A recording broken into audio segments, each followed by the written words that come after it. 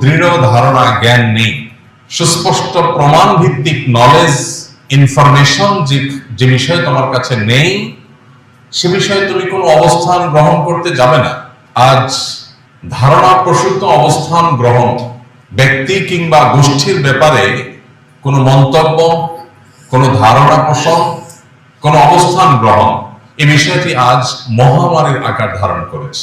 বিশেষ করে অবাধ তথ্য প্রবাহের এই যুগে, সোশ্যাল মিডিয়ার ব্যাপকতার এই যুগে আমরা অনেক বিশ্বাস করি যে বিশ্বাসগুলো ভুল, অনেক ধারণা করি যে ধারণাগুলো অবান্তর, অনেক কালোকে আমরা সাদা বলি, অনেক সাদাকে আমরা কালো বলি, যা বাস্তবে তার উল্টো।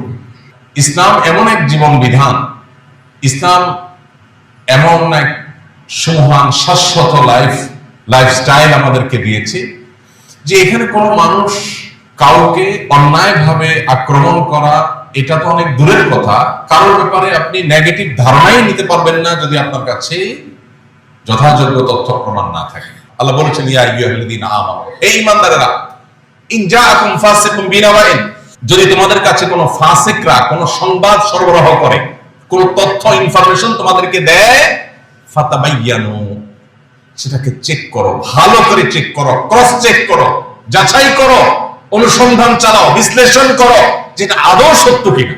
যদি না করো, তাদের কথা যদি বিশ্বাস করে বসো, তাহলে আনতুসিবু কওমান বিজাহালা, তাহলে অজ্ঞতাবশত তোমরা কাউকে খারাপ মনে করে কোন অবস্থান নিবে, ফাতাসবিহু আলা মা ফাআলতুম নাদিমিন, এরপর একসময় বলবে যে ও সরি, ভুল হয়ে গেছে, কিন্তু তোমার আর ব্যাক করার সুযোগ থাকবে না।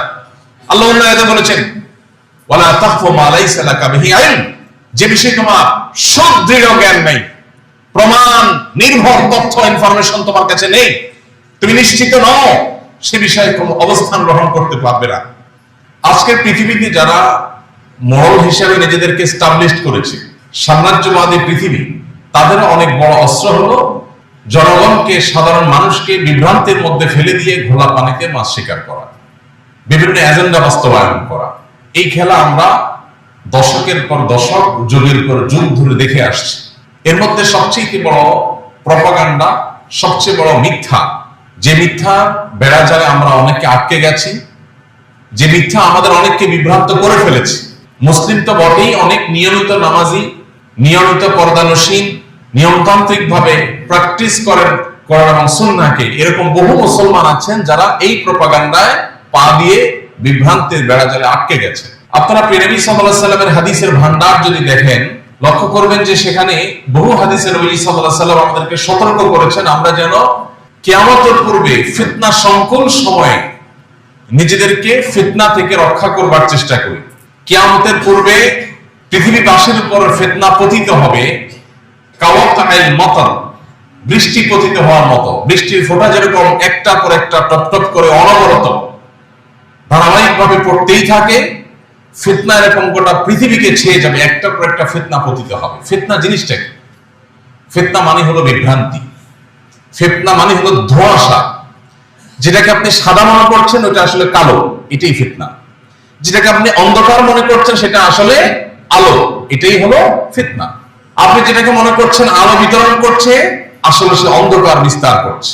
আপনি সেটাকে আলো মনে করে ওইটার সঙ্গ দিচ্ছেন, সেটা প্রতিষ্ঠার জন্য জীবন বাজে রাখছেন, আদত দিন শেষে দেখলেন সেটা আসলে পুরোটাই কালো, ওইটা কোনো আলো নয়। এই জাতীয় বিভ্রান্তি এখন আমাদের প্রত্যেকটা মানুষকে, আমাদের গোটা সমাজকে নানাভাবে ছেয়ে গেছে। যে সাম্রাজ্যবাদী এই পৃথিবী, তাদের সবচেয়ে বড় মিথ্যা যেটা তারা এস্টাবলিশ করতে পেরেছে দুর্ভাগ্যজনক ভাবে, সেটি হলো ইসলাম এবং মুসলমানদের সাথে জঙ্গি তকমাকে লাগিয়ে দেওয়া।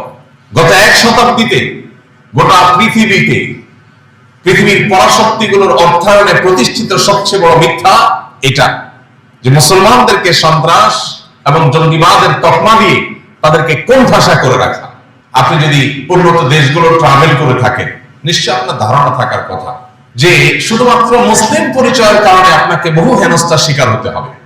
এই যে মুসলিমকে হেনস্থা করা যায়, মুসলিম বলেই তাকে অত্যাচার করা যায়, টর্চার করা যায়, জুলুম করা যায়, এই ন্যারেটিভ প্রতিষ্ঠা করেছে যে মিথ্যা দিয়ে। সে মিথ্যা হলো ইসলাম এবং মুসলমানের সাথে জঙ্গিবাদ এবং সন্ত্রাসবাদের তকমা লাগিয়ে পশ্চিমারা এই ন্যারেটিভকে এমন শক্তিশালীভাবে প্রতিষ্ঠিত করেছে। দেখুন যে এই সমাজে ঘুষ, চাঁদাবাজি, সন্ত্রাস এই জিনিসগুলো নিত্য নৈমিত্তিক ব্যাপার।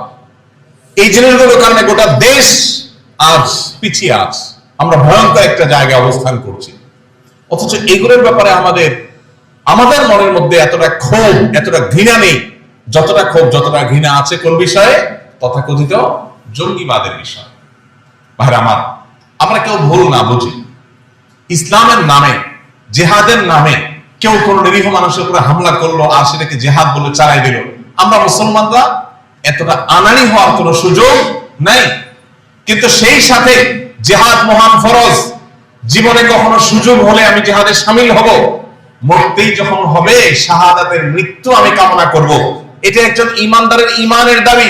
এইটুকু চেতনা যদি কারোর মধ্যে না থাকে, সে মুসলমানই না, সে মুনাফিকের মৃত্যু নিয়ে দুনিয়া থেকে যাবে। সব পশ্চিমাদের প্রপাগান্ডার কারণে আল্লাহর মহান ফরজ বিধান জেহাদকে আমরা খারাপ মনে করলে ইমানই থাকবে না। আবার একই সাথে জেহাদের নামে কোন শয়তানের নাটক যদি পশ্চিমারাই মঞ্চায়ন করে, সেটার উপরে ভিত্তি করে আমরা গণহারে দিনদার মানুষগুলোকে জঙ্গি তকমা দেওয়ার ওই ষড়যন্ত্র। ওরা জানে হুজুরদের পাওয়ারের জায়গা, ওরা জানে এই মিম্বরের শক্তির জায়গা, ওরা জানে এই মাইক্রোফোনের পাওয়ারের জায়গা। এই জন্য এইগুলোর গায়ে কালি মাখাই দেওয়া, এটাই হলো তাদের কাজ।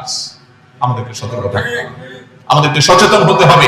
আল্লাহ রাব্বুল আলামিন পুরাতন জলক এদেশে যেন আর কখনো ফিরে না আসে, আর যেন কোনো মায়ের সন্তান গুম না হয়, আর যেন কোনো নারী স্বামীকে জুলুমের হাত থেকে বাঁচাবার জন্য এই সমস্ত জালিমদের হাতে ধরা দিতে না হয়।